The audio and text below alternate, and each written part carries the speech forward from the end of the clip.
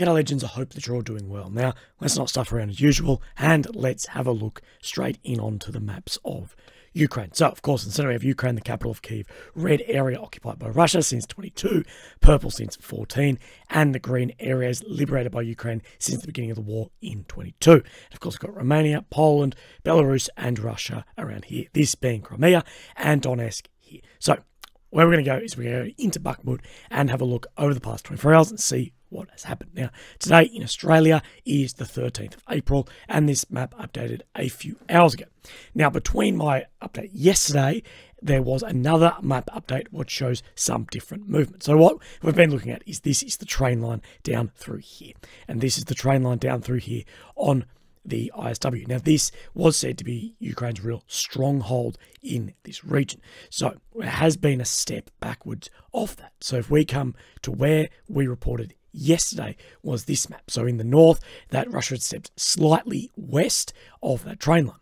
Now that was at 0900, but then by 2000 that night, it had showed a step back in both areas across the train line. Now, I don't know if this was a territorial change or maybe a overestimate in the morning of the map. We see a lot of that, but it does look like Ukraine has had maybe some success pushing the Russians to the east in this region. Now we come to today, the most recent, and there has been no real change on the map. So let's have a look. On the south side of this road, Russia is not up onto the train track, but is in the north.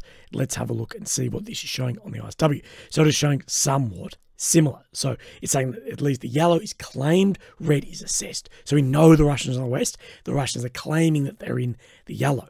So Russia is claiming that they're across the train track in the north, but are not claiming they're on the south. So these are very similar across the two maps. This is where Russia is claiming they're across this road in Ivanovo, but is not saying that on the deep state. Now, we do not know currently, well, I don't know if this road is still open. We know that Kromove is, and there's another couple of routes through here, but are very muddy. But this road did stay open longer than we thought, although we do know that there is assessed across this road up into here. As we know, the stadiums in here as well have been under Russian control.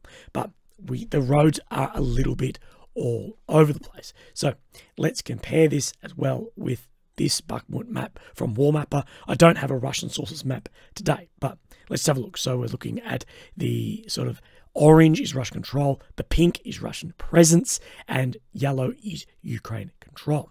So this is here, the train line coming through here. So this is saying there is Russian presence very close to the train line, but isn't up to it, at least in the center. But I think it is still showing a fairly similar picture. Although Warmapper on the south side of Bakhmut is showing Russian presence, but I think there's probably more Russian control in this south region, as we've seen a lot of people just in here walking around, such as Wagner leader Prigozhin. There's also been footage come out being shared by Russian sources of this, showing incendiary munitions above what they say is Bakhmut, coming down in it looks like fireworks. And we've seen this used throughout the war. We've seen this in Syria. We've seen Russia use this a lot. Now, incendiary munitions are not necessarily a war crime. And as a lot of sources will say, it absolutely is. Now, the actual law is very loosely worded, and there are absolutely loopholes. Like I always say, we don't ban things that we use. And not all countries have even signed these certain conventions. And also a point of contention is this location a civilian area or a military area? As yeah, we know civilians remain, but it has been under attack for months and the civilians have been evacuated. Now, I'm not trying to say that this is a good thing. I'm not trying to give Russia any leeway. I'm just talking purely on the law. I think this should be absolutely tightened up more as an ex-infantry myself, but legal definitions get so tough. And also, is this white phosphorus or is it thermite? Because that matters as well. You know, is it being used to target troops, illuminate an area, or create a smoke stream? As if this is used as primary purpose of making a smoke screen or illumination, that can also change these loopholes in the law too. It doesn't matter in some areas if, it's burning guys' lights. No, but it's being used for illumination or smoke screen. These weapons in the law get very, very hard to distinguish how it's being used and what is or isn't. Now, I know this seems so trivial, but legally these things really matter. And we've seen these widely used. You know, we've seen Russia use it again and again in Ukraine. We've seen Russia use it in Syria. And for example, we've seen America using white phosphorus in Fallujah. Colonel Venable has said white phosphorus is a conventional munition. It is not a chemical weapon. They are not outlawed or even legal. This is telling the BBC.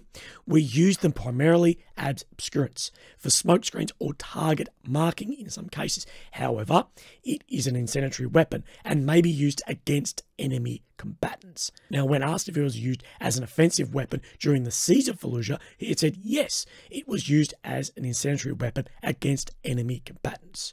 When you have enemy forces that are in covered positions that your high explosive artillery rounds are not having an impact on, and you wish to get them out of those positions, one technique is to fire a white phosphorus round into the position. The combined effects of the fire and smoke, and in some case the terror brought by the explosion on the ground, will drive them out of the holes so you can kill them with high explosives. Now, these weapons are horrific, and I think they should be more tightly scrutinised. But should the goal be making war more humane or preventing war? And I guess that question then leads into, well, does it matter if war is inevitable?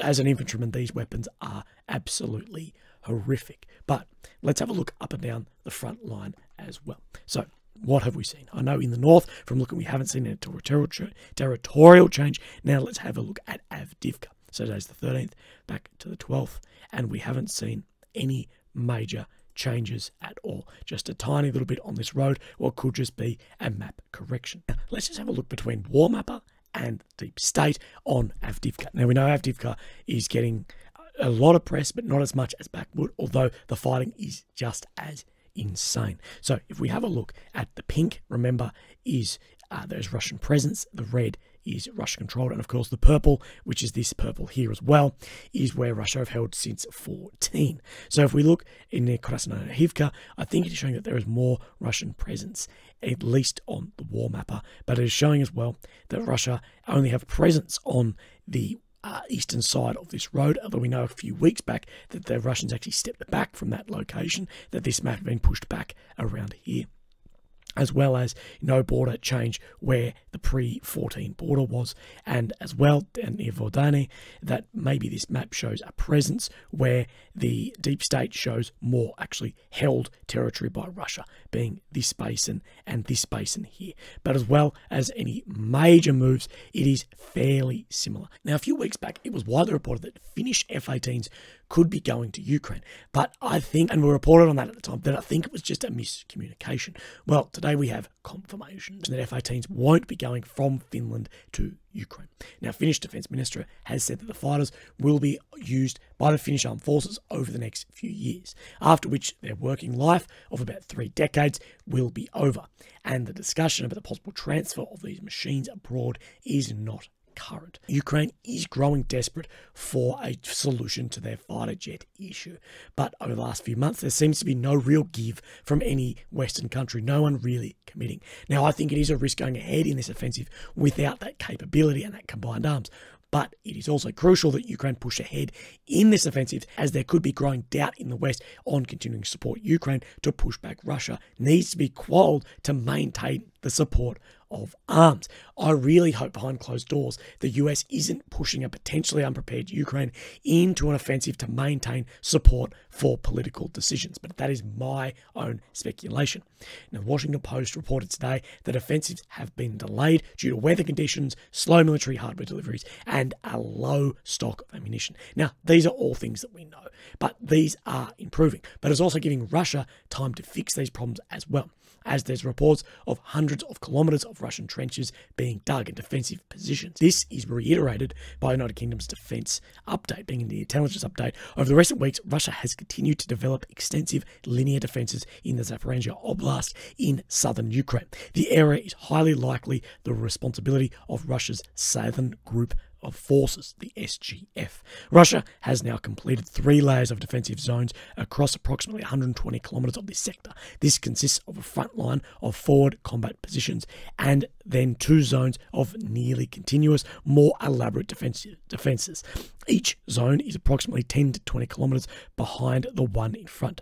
Russia has probably put significant effort into these defensive works because it is convinced Ukraine is considering an assault towards the city of Melitopol. The defences have the potential to be formidable obstacles, but their utility almost entirely depends on them being supported by sufficient artillery and personnel. It remains unclear if the SGF can currently muster these resources. Now, one thing we know Russia has a lot of is men and artillery. Now, in defensive, these can be big deals. And where we're talking about is exactly what we talked about yesterday, from the Zaporizhzhia pushing down to Melitopol. So that wedge that people keep saying, to try and drive a wedge between sort of the east and west of Russia in that southern oblast. As it's looking like this conflict will drag out far past this year, the question really can be asked, how is the future of Western support? Seeing that no one's really committing to the next step, which the logical next step, I believe, is longer range weapons and especially these fighter aircraft. You know, we've seen a lot of deals being done with the middleman, and today is no different, with South Korea reaching an agreement to lend the United States 500,000 rounds of 155mm artillery. Now, this is the usual shells for your M777s and your other typical artillery guns.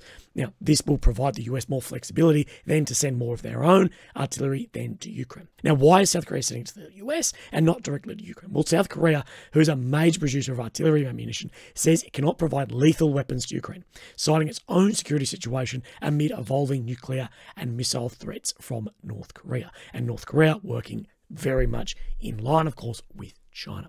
So the US is buying them to fill their own stockpile and then sending their stockpile of artillery shells to Ukraine. This does confirm, to me at least, that there definitely are shortages of 155mm. A source has said, we've opted to significantly increase the volume of shells but take the rental method after exploring how to respond to the request of the Blad ally in good faith while sticking to the government principle of not providing lethal weapons to Ukraine. Now, shell starvation is something we are seeing more and more as this war continues on both sides. Ultimately, this could be one of the factors that decides the outcome of this conflict. That said, recently this war has been in a little bit of a lull, and we know the next few months are going to be huge, and both sides are preparing for these months. So if these are a little bit boring, bear with me. But as always, I really appreciate you guys being here. Look after yourselves, and I'll see you in the next one. So have a great day. Bye-bye.